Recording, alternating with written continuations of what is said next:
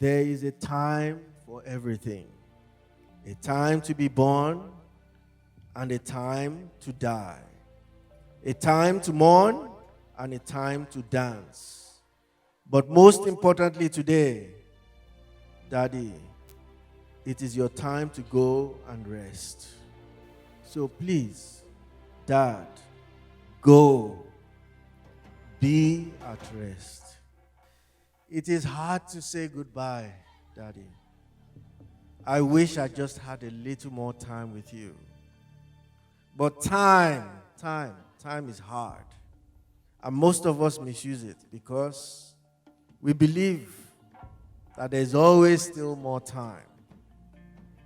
As one great philosopher said, as humans, we do not know what time is, but we know a great deal about it.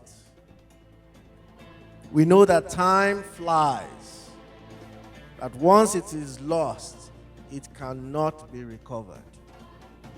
We know that we waste it prodigally, and that it is mightier than anything in existence. Nobody has ever been able to stop time.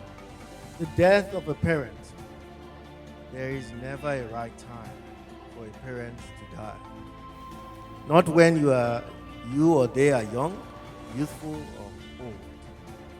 But most people that I know, pray that they die when they are old enough and that when their kids are independent enough. I think Baba ticked both boxes. And certainly, most parents do not want to see the grave of their kids.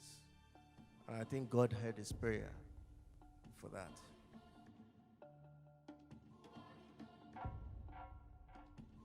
My father taught us that Oriki saying, "One year ni kolejo kalono, ọ̀ràn ló kò, lámínú nìkan ló kan léjọ́ kalono, tó gbàgbà okùn." Ẹ ṣàmì ní àtẹ́wọ́. Daddy was so much of a loving father. He was dear to me. He was a loving father. At every time I went to him, he had solutions to my questions, to my challenges. Politically, he advised me. Financially, he was there for me. I miss him so much, and his soul continues to rest in the bosom of the Lord. I couldn't ask for a better dad. He raised us to be strong. He raised me to be fearless.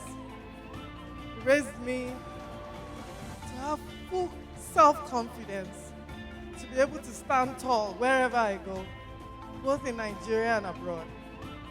And I thank God for that. But not only that, He raised me to be humble, to be a giver, to love, irrespective of backgrounds or people or whoever, wherever they may come from. Because we're all from God.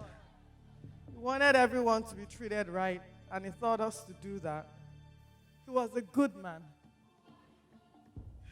He loved Jesus, and He would tell it to the world. Anyone that they need Jesus will need in life, but Jesus. I know you're watching down on us from heaven. I love you. I miss you dearly, and I pray for God's comfort and grace to deal with this irreplaceable loss as I go through this unsolicited journey of grief.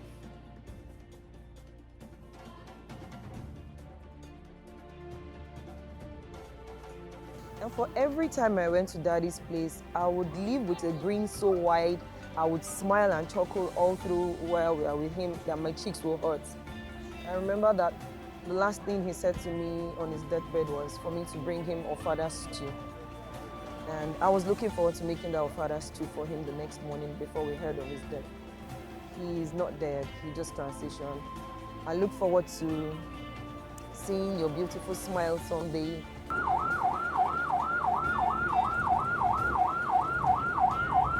My dad was an amazing man. He loved God, and that's part of why I'm grateful that even though he's gone, he's safe in the arms of Jesus Christ.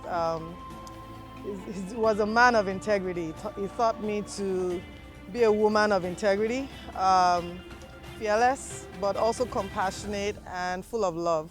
And I'm grateful for the legacy he's left behind for me and my brothers. His perfection and his sense of achievement is part of what drove me to become an international professional that I am today. He always had this vision of abiola dynasty. And he always has ideas about new businesses that he wants to create. He always has ideas about new things he would like to do.